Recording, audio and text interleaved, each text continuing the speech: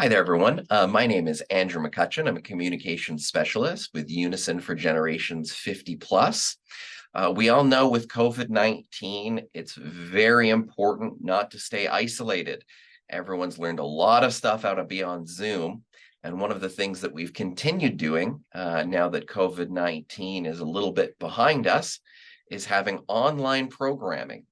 Sarah Allen, who is the virtual program coordinator with Brenda Strafford Foundation, has come in today to talk a little bit about what that looks like. Thank you for coming on in, Sarah. Hi, thank you for having me, Andrew. Can you tell me a little bit about what you do and what the program looks like? Absolutely. As you said, I work with the Brenda Strafford Foundation. We developed a Rec at Home program so that people living in the community, 50 plus, adults with developmental disabilities, mobility concerns, they can enjoy leisure and recreation, all from the comforts of home via Zoom. On my program, Rec at Home focuses on improving and maintaining physical, mental, emotional, and social well-being through the use of therapeutic recreation activities. And we just achieve this by eliminating the physical barriers that are present to participating in meaningful leisure and recreation programs. For sure. So when you're talking about recreation programs, leisure programs, what are some of the things that you do with folks online and on Zoom? We do so much. I like to believe that anything I can do in person, I can do online. So my background is therapeutic recreation and disability studies. So we do things like we have live musical entertainment every week.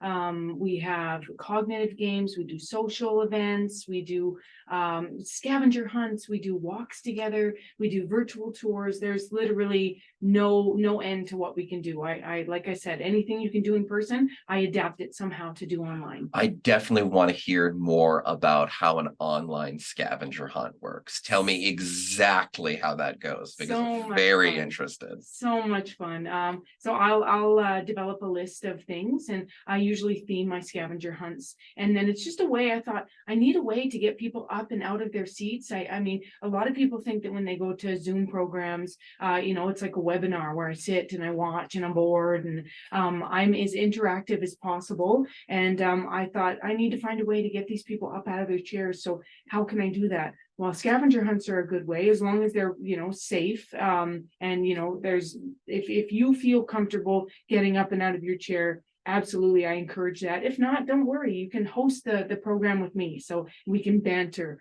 I'll get people up.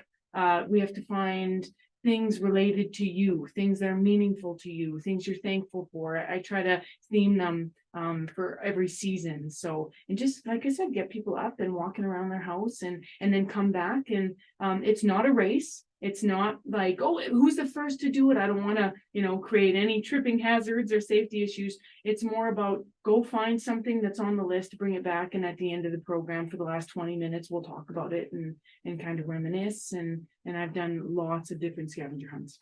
Yeah, now I feel like having you here and doing this on Zoom right now, like we should be doing some stretches, Yeah, just like a couple ones of these. So absolutely. everyone who's watching this right now, wherever you are, just shake it out a little bit, right? We have exactly that, right?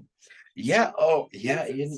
Oh, yeah. Perfect. Super important. Super important, right?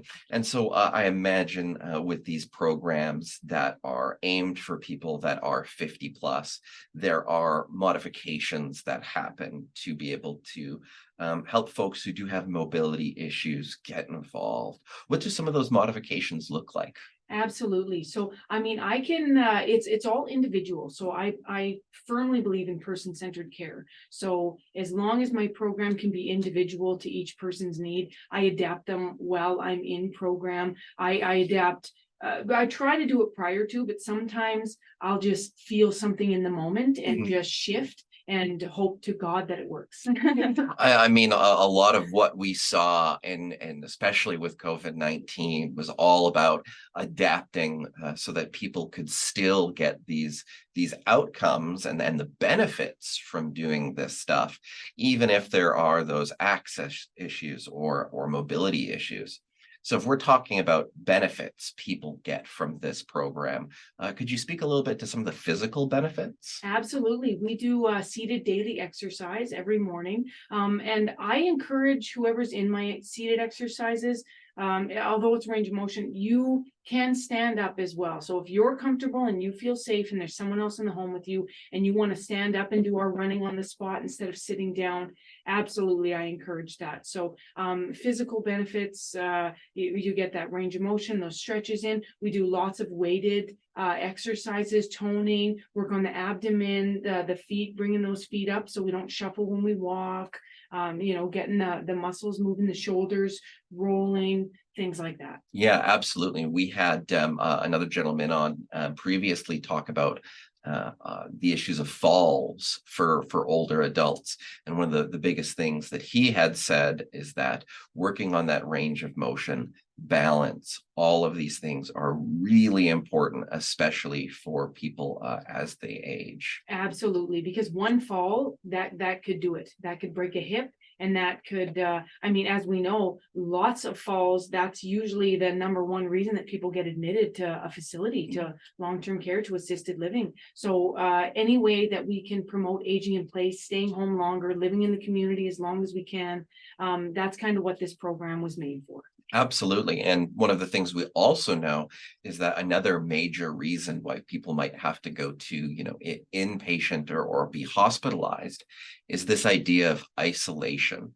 Would you be able to speak to some of just the mental and spiritual benefits of people being able to come on and do this programming? Absolutely. It's so important. We have a motto in my program. It's only love and rec at home. And we do the hearts. It's just so special, just that social connectivity, the community that we build. And most people think that the hardest thing to do is be interactive on Zoom, but I challenge anyone to come to one of my programs and not feel included or interactive.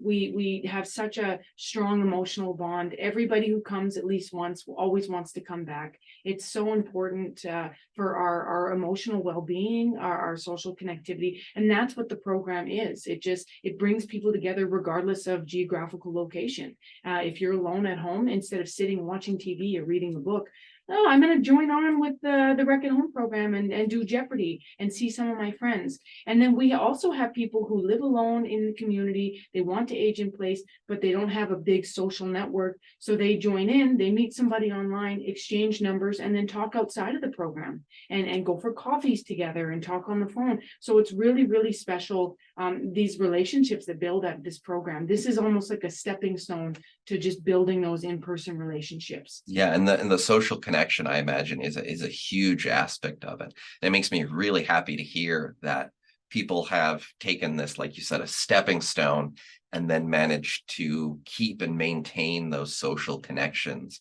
outside of the program. Speaking on that, you had mentioned this partly. What have you seen? What have you heard in terms of the reaction to people who have come into these programs, like are their enjoyment of it, like what's the reaction been like? Everybody who's joined my programs has like the highest like kudos to give to me, which I feel so blessed that I get because I'm the face of the program, but really it's all them. I tell my participants every day, this program is running because of you, because you come, because you want to be here, because you interact. But it's been amazing. The feedback that I've received has been phenomenal. I can't imagine. You'd never think seniors and technology go together, and they just fit together so well, especially with this program. So it's super wonderful that we get to see, they have this access to technology and kind of empower our seniors that live in the community. Absolutely. And for you personally, I imagine you've made a lot of connections with these folks. How does it feel on your end to be providing this really vital service? Like how does it feel for you as an individual? That I love that you asked that question because it's so rewarding to me. And just a quick example, we had in August, we did an in-person picnic together because I said, we're online all year. We build these relationships, but we don't get to hug. So can I plan something where we get to be together at least once a year? So we did a picnic at Bowness Park together in August this last year. And I was worried because I thought, oh no, everybody kind of comes to programs and they chat, but then when I show up, I'm the host. So everybody tends to get quiet and like, hey, what game are we playing? What exercise are we doing? You know, what scavenger hunt? So they all kind of quiet down, and I worried about that at the picnic, but I stood back. It was the first time in my career that I just got to stand there and watch. And everybody, these relationships of these people who had never met in person before, they'd only met online, saw each other and were so happy to be in person and hugging and singing, and just the whole afternoon, it was over in a split second. And I just kind of stood back and just watched in awe of the relationships that this program was able to build. Yeah. How did those hugs feel? It was so amazing. I'm reliving it right now. So I'm super happy. They were so tight and just, you get those hugs where you just feel loved. That's what it was. That's awesome. And it's so amazing that, these connections can be built out of this program. Going back to something that you had mentioned a couple seconds ago, talking about technology, we have this sort of stereotype that older adults have a lot of difficulties with technology. And I think it really affects folks and almost makes them self-conscious when they're trying new things. What would you say to people who might be really interested in participating in this program, but maybe they don't feel like they have the know-how? Yeah, to that, I would just say if you have a loved one that could, give you it's basic computer skills. If you have an email and you have a Zoom account, you don't even need a Zoom account and you can join the program as long as you have an email where I can get the link to you. All we do is open the email, click on the link. I am trying on my end to develop IT technical support, whether we can get that in the home with volunteers, companions, or online as well. People just want more kind of education around that. But yeah, anything that I can do from my end to help you with any technological issues or concerns, I will definitely troubleshoot and try to find a way to get you in my program so that you can benefit. Awesome. And that's so good that, that you're pulling out all the stops to really get people in there and get them excited. Another barrier that I think some folks might have is just that feeling of being on Zoom, being sort of alone in the room. Might feel almost a little bit silly doing stuff, but you're not really alone. But what would you say to folks that might be self-conscious about participating in this? I would say that if what makes you comfortable is turning your camera off so nobody can see you, you're absolutely welcome to do that. I encourage you not to do that during seated exercises so that I'm able to see and kind of watch over the rooms to make sure in case there is a fall, I can, make the appropriate calls in that moment rather than kind of hear something and then get scared. But you're welcome to turn your camera off and just I think once you're in, it feels like we've all just been in the same room. And that's why the program works, because you don't feel alone. You don't feel like you're sitting in a room alone. You feel like you've just been in a room with 50 people, except for you're at home in your pajamas. Yeah, it's awesome. Looking at my producer right now, am I allowed to turn my camera off for this sort of thing? Just no, I'm getting a no.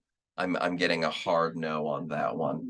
Well, maybe we'll keep working on so the shine from my forehead doesn't blind most of our audience. But I just wanted to say thank you so much for coming in and talking about the enjoyment of this program and all of the benefits that it has. If people are interested and they want to get involved, how do they do that? Thank you for asking. You can reach out, you can go on our website, www.thebsf.ca/rec at home.